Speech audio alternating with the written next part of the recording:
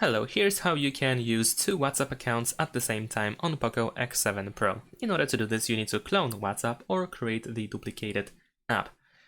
Of course, first you need to have the WhatsApp installed on your phone, so if you don't have it, you need to download it, for instance, through the Play Store. But once you do have it, you need to open the settings, then scroll down and go to Apps. Over here, choose Dual Apps.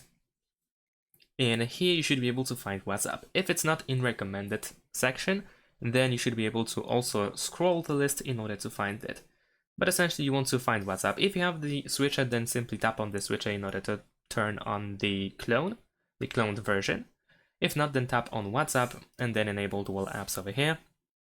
You also have personalization options, two of them in this case, where we can share to WhatsApp, where we can always ask, and you can also wake using Google Assistant, but I don't think that matters that much in this case. So once we have the WhatsApp clone created, we can simply go back to the home screen, and in the app drawer you should be able to find the cloned version of WhatsApp. And if you open it, you will once again see the welcome message where you will need to configure the WhatsApp.